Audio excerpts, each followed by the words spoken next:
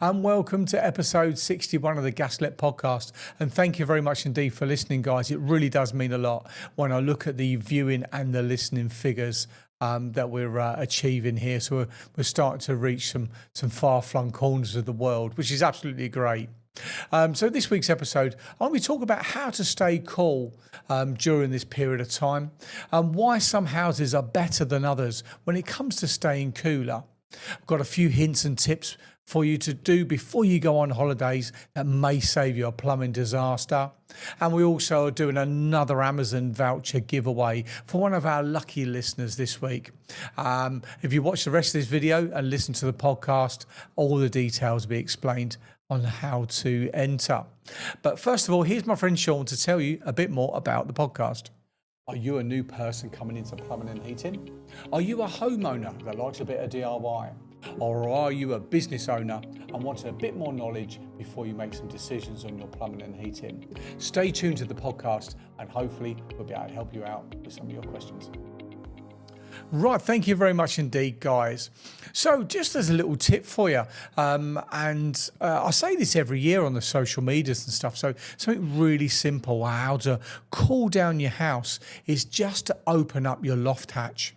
And so as the hot air rises, and we know hot air rises, that's how hot air balloons work, it comes through to the first, if you're in a typical first ground and first floor home and you've got a loft hatch, get that open and then the warm air will rise through that and into the loft space.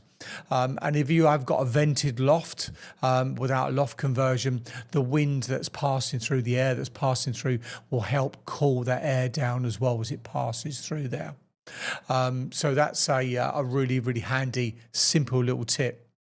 If you've got any curtains, certainly if you're on a south-facing window, keep them drawn during the sunny days, and that will stop the ultraviolet light that's coming through into your room and warming that up. So that will help there. If you can't do that, if you move into a room like at the back of the house or into the front of the house, whichever way round it is, which doesn't have the sunlight coming through the windows and the glass, that will be also a big help to reduce the temperature as well. And if you've got a conservatory, there's birds on the roof. We've got some seagulls up there because we are near the River Medway in the historic city of Rochester. You can hear them crashing about up there, the little fellas. So conservatories can get really, really hot if you don't have any shade, and certainly if you've got no roof windows. So there are temperatures in the UK of south-facing conservatories hitting 70 degrees. Now that is absolutely ridiculous in temperature. That's when you start seeing your white plastic stuff starting to warp and to twist and to discolor. And of course, if you go out into that sort of temperature, it is not good for the humans and certainly not good for your pets as well. So if you do have a conservatory and if you've got any blinds on there, pull the blinds, any roof windows, get them open and get that temperature vented out. And of course, if you've got the doors between the conservatory and your house, keep those closed as well. So another little tip that was given to me by my first PA, Jojo, who grew up in South America. And I said to her a few years ago, I said, "Oh, Joe, it's so hot. How do we keep cool?" And she says, back home, what we'd do is if we didn't have air conditioning, we'd actually have a shower, then go to bed a little bit on the damp side, and with a fan that will help cool our skin temperature down, which I thought was a fantastic idea, and actually I'll do that still to this day as well. A bowl of water, a bowl of like ice water in front of the fan.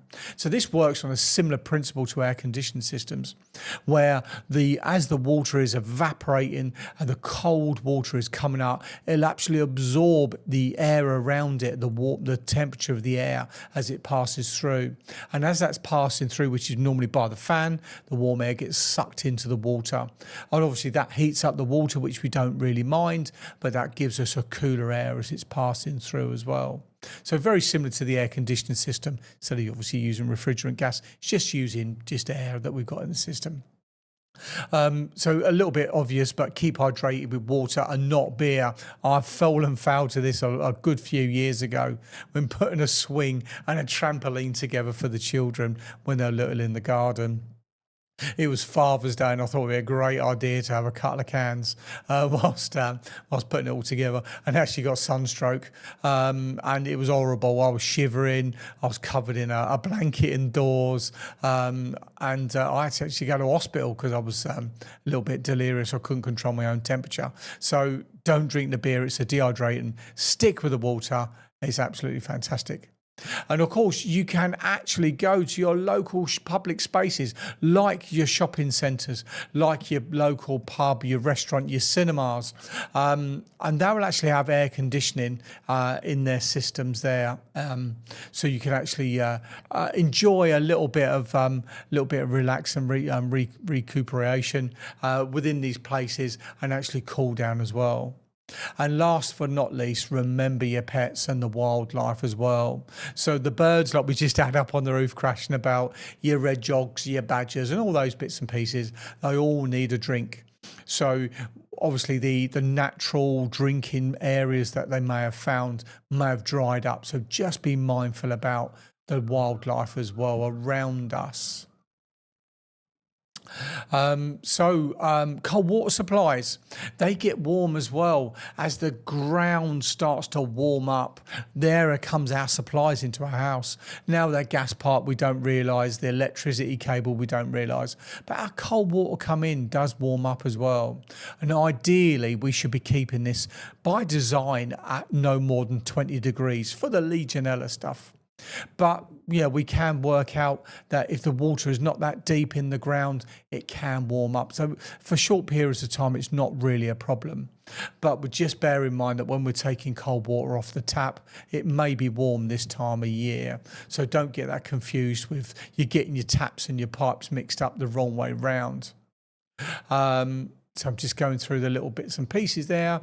We got, so this week we've got quite a lot of AC jobs on, which is great. We've got a lot of quotes going out at the moment. We've got a big care home that we're doing in the next few days as well. I did get called out to a radiator that's heating up. Now this is on a gravity system, which has got a 3-port valve. So as they're not using the immersion for the hot water, they're using the gas boiler. So as the boiler's pumping in and kicking in with the pump, we're getting a bit of creepage that's coming through one of the ports of the 3-port valve, and that's hitting the first radiator, which is the towel raised, which is just the other side of the wall in the ensuite. And that's then starting to warm up. So during these sort of extremely warm periods of time, we don't actually want that warming up. In the winter, you'd never have known about it. So the short-term fix is just to turn the radiator valve off, and that'll stop that creep of water coming through. Ultimately, we need to get into there and then clean up either the 3-port valve, which you can do. We've got pipe freezers here. We can put the pipe freezers on, unbolt the head, and there's like a ball that pivots, and we can clean that up and then put it all back together again. Or you can get it replaced or get the system cleaned if it's really, really dirty. But that should solve that problem there, getting it cleaned up ultimately coming through. So it's been a busy working, I've been busy working in the 2 units here. So we're at unit 7 and we've taken on unit 6. So I'd say for the past, 2 months, 3 months, we've been working towards getting the new unit and setting up this little podcast studio here and some of the other bits that are going on as well. And so I spent so much time building out the mezzanines, getting the remodeling done, getting the electrics where they need to be, sorting out the new lighting, the new LED lightings, and getting all the little bits and pieces done, and all the woodwork. So ultimately what I've done is I've neglected a lot about my how-to videos, but be prepared. I have about 12 boilers downstairs. I have loads of pumps and other bits and pieces that we've been removing over this course of time. And I've saved them all up to do these little how-to videos. So you'll be swamped coming up with me, with my ugly little mush, talking about this and talking about that spring and that diaphragm. So it's going to be starting, and we're going to be getting back onto it as I really enjoy doing that sort of content for you guys as well. So we're coming up for holiday season. If you're not already been on holiday, like myself, I've already done my family holiday this year. But I've got a few tips for you and a little story as well. And for those, if you're going on holiday and you're leaving a child or another family member at home, just remember just to let them know how to turn the water off, just in case there is a plumbing emergency. And leave any contacts for trusted trades. And we get this every single year. I'll get a phone call from someone and says, we're going on holiday, Sean, and we've left the children, the grown-up children, your number. If there's any problems, can we get them to give you a call? Not a problem at all. I know some electricians and plumbers and heating engineers, some other people that if we're too busy, that we can get around there and help in an emergency. So don't stress. Enjoy your holiday. And just get them to call us and we'll take care of it, and we'll sort the numbers out later on. So it's always really good if you know someone or a family member that's a really good DIYer, just to leave them leave the people in your home their number as well. We even had it where one of our customers, they went on holiday for months to Australia and New Zealand, and they had someone move in. They had a couple, I've never heard this before. They got 2-3 dogs. And they found there was this website where you can get people to move into your house, ultimately complete strangers, and they'll actually dog sit for you. And they use it almost like an Airbnb. And I don't think they charge you much to do it, because they're coming into your home and living rent-free. And you just leave them all the dog details, and you get to meet them before as well, and leave them all the food. And they said to Sean, we're going away on holiday for a long time, I think 3 months. Can we give the dog sitters your phone number in case there's any plumbing emergencies? And I think the only emergency they had is the person went out and locked themselves out, and had to call a locksmith out because they couldn't get into the property, not realising the door didn't open from the outside when it's shut. So if you are going on holiday and your house is going to be empty, I've got a few little tips for you. So if you've got a sealed system like a combination boiler, obviously you can turn the boiler off on the wall to stop it firing up and giving you any heating or hot water if there's a bit of a problem. But one thing I would say is to turn the stopcock off, turn your boiler off, and then open up the downstairs taps and the upstairs as well, and you can drain out your hot and cold water from your water supply. And then when you go on holiday, and you know that if there was, even if the stopcock had a little trickle bypass on it and it was coming through, it'll just drip out of the kitchen tap, say. And if you did have a burst pipe, nothing would happen. Obviously, it's not going to freeze this time of year, but you can get instances where you can get burst pipes, and that will take care of that. If you do have a gravity system and you've got stored water up into the loft, I'd say just make sure you turn it all off, and then turn the stopcock off as well, because that feeds the ball valve, and then just open up the a tap in the bathroom that is serving, just to take that little bit of pressure off the cold main system there. I say this time of year, we're not really going to get frozen pipes and frozen tanks. But just being mindful. We do get some people, some insurance companies do insist that if the property is going to be empty for their period of time, whether it be 3, 4, 5, 6 months, that the whole system is drained down heating as well. And that's all the radiators they want drained out. So double check with your insurance company if you are going on a monster holiday, and your house is going to be empty for any period of time. It was a good few years ago, but I got called up by a pal that was like a handyman, and it was a bungalow in Isted Rise, and the lady had gone, I think, for 3 months to Australia to see a family member.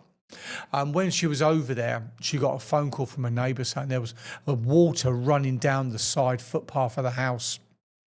And basically she had a burst tank in the loft. She had gone over there for our winter, their summer. and the pipe had burst, the tank had split, and the water kept running and running. It had filled the bungalow up. I've never seen anything like it. It must have been 3 inches deep all the way through this bungalow. It had a concrete floor, and it had come out the back door, around the side, the patio, and then gone down the side gate, the side path, sorry, and then was running. And that's how she got informed in Australia that there was a massive water leak. So fortunately for her, she had told her insurance company that she was going away for a long time, and they didn't insist that the whole place was drained down, so she was covered. And the water stains up the walls. That was the bathroom out, the kitchen out, all the bed, the wardrobes, the settees, the television stand that it was sitting on. And because of then all the moisture in the air, all the dampness, the mold, the floor screed had to come up. There was tens and tens and tens of thousands, if not 100,000 quid's worth of damage and work that had to be carried out. So just be mindful on that. And that was a real job there. So while I was just thinking about making a few little notes, there was a funny job a good few years ago. It was a guy, he had a few quid, he could have afforded a new one, but he was insistent on a whirlpool bath, and he bought one second hand off of Facebook or eBay, wherever it was. And so his wife or girlfriend at the time, and she was like, oh, we got this new bath, Sean. So we fitted it in back when we done bathrooms. And I was like, well, are you sure? It looks like inside the jet there was a bit of mould. And typically on whirlpool baths, bubble baths as I call them, the pipe works banana upwards, so you can't get water sitting in the pipes. So we fitted this thing in. There's no real way to test it. Fitted this bath in, put all the taps on. There we are. And I said, you need to make sure you fill the bath up, get all those pipes, and get some cleaner that you'd use for like a hot tub, something like the chlorine, just to clean those pipes and get them circulated. Anyway, I don't know what I'm talking about, and they do. So anyway, champagne dreams and lemonade pockets.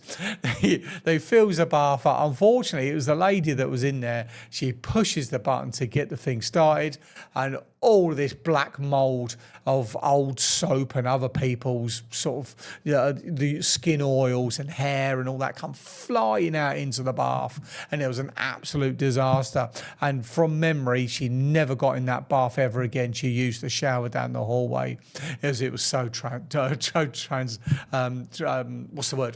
traumatic. There we are. It's been a very long day and it's been a very, very long week, guys. So that starts to bring together the end of this podcast. So a little bit shorter than they have been. So I've got a few little tips for you there. The giveaway. The giveaway for this episode is going to be heat, because we're in the middle of a heat wave. So get that. It's the first week of July. So get that email to us at podcast@gaslec.net. Email the word heat and you'll be put into the draw for next week. And one lucky listener will be drawn from random, and they'll win a £25 Amazon gift voucher that we'll email over to them, so there'll be no delays in that whatsoever. So thank you very much indeed for listening, guys. Please rate, review and subscribe wherever you listen to this podcast. And obviously we are on Spotify video, as well as the YouTube video as well. Or if you're only listening on Amazon or onto Apple, that's obviously all available there. You take care, have a great week, stay safe, and look out for your elderly neighbours as well in the middle of this heat wave. Take care and goodbye.